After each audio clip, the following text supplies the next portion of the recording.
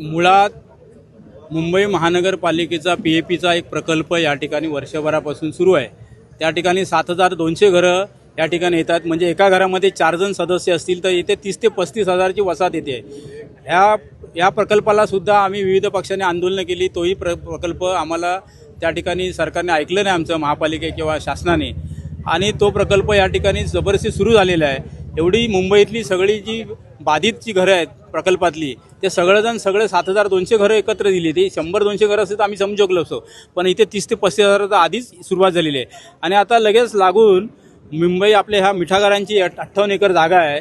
ह्या जागेवरती सुद्धा धारावीचा पुनर्वसन प्रकल्पाच्या नावाखाली या ठिकाणी अपत्रांना घरं देणार, त्यामुळे मुलुंडकरांमध्ये चीड आहे। आणि त्यामुळे आम्ही कुठेतरी विविध पक्षातली लोक एकत्र आलो। आम्ही एकत्र येऊन कुठला झेंडा न घेता म्हटलं चला मुलुंडची मिठागरे बचाव समिती आम्ही स्थापन केली।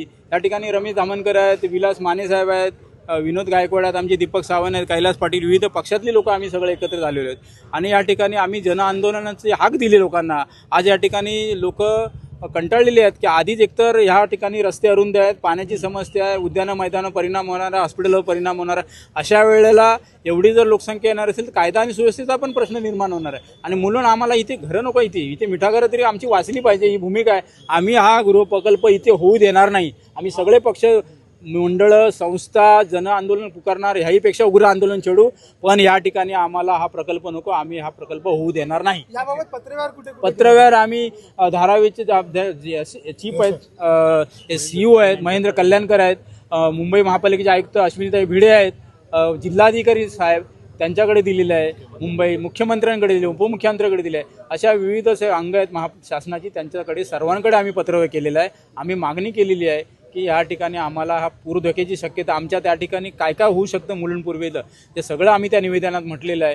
आणि पूर धोक्याची शक्यता म्हटलेलं आहे, हे सगळं पाणी आमच्या मुलुंड पूर्वेमध्ये शिरेल, याचा धोका निर्माण होईल। आणि म्हणून आम्हाला हा या ठिकाणी गृहप्रकल्प नको। जनआंदोलनाचा परिणाम न झाल्यास पुढचं पाऊल काय असणार समितीचं? ना मी तर आता आज सर्वांना जाहीर केलं, या सत्ताधाऱ्यांना मतदानच करू नका।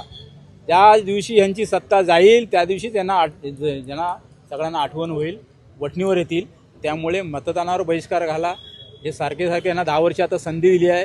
या मुलुंडच्या विधानसभेमध्ये आमदारसुद्धा 10 वर्षे गेली त्यांच्या पक्षाचे आहेत, सत्ताधारी पक्षाचे आहेत, नगरसेवक 6च्या 6 त्यांच्या पक्षाचे आहेत। मुलुंडकरांना आज मी पटवून दिलेलं आहे की तुम्ही यांना 10 वर्ष संधी दिली तरीसुद्धा तुमच्या डोक्यावरती 7200 PAPची घरं येत आहेत, या बाजूला 1.5 लाखाची ह्या वसाहती येत आहेत। मग तुम्हाला गृहीत धरलं जात आहे का? म्हणजे प्रकल्प कोणी चालू केला तर उद्धव ठाकरेंनी चालू केला, कोणी केला तर ठाकरेंनी चालू केला। म्हणजे दिशा भूल करायची लोकांची, त्यांच्यावर ढकलायचं। अरे मग तुम्ही शासनामध्ये सत्तेमध्ये आहात, तुम्ही रद्द करा ना, तुम्ही रद्द करा, तुम्ही लोकांना दिलासा द्या, कशाला आमच्या डोक्यावर सगळे प्रकल्प मुलुंडमध्ये आणताय? आणि ही मागणी आमची। आणि मुलुंडकर चिडलेले आहेत, मुलुंडकरांना आम्ही पटवून दिलेलं आहे, मुलुंडकरांना समजावलेलं आहे। त्यामुळे जोपर्यंत येणाऱ्या सगळ्या निवडणुकीला यांचा मतदानाच्या माध्यमातून राग येईल त्याच वेळेला समजेल। थँक्यू। रद्द करा, रद्द करा, प्रकल्प रद्द करा, रद्द करा, रद्द करा, प्रकल्प रद्द करा, रद्द करा, नाही कुणाच्या बापाचं, रद्द करा, रद्द करा, प्रकल्प रद्द करा, जमिनीचे जंगल नको। आता जो आपला प्रकल्प आहे म्हणजे मुलुंडमध्ये, आणि जी जागा दिली आहे, आपल्याकडे सर्वांकडे मोबाईल असतील, त्याच्यामध्ये कॅल्क्युलेटर असतील, तर जरा ते ओपन करा, म्हणजे तुम्हाला मी काय सांगतो ते लक्षात येईल। तर आता ही जी जमीन आहे जी शासनाने म्हणतो करणार नाही, मुंबई आमच्या हक्काची नाही कुणाच्या बापाची, मिठागर आमच्या हक्काची नाही कुणाच्या बापाची, तुमच्या खाली करा, तुमच्या खाली करा, कोण म्हणतं करणार नाही, केल्याशिवाय राहणार नाही, अरे मिठागर आमच्या हक्काची नाही कुणाच्या बापाची, अरे बघता काय, अरे बघता काय,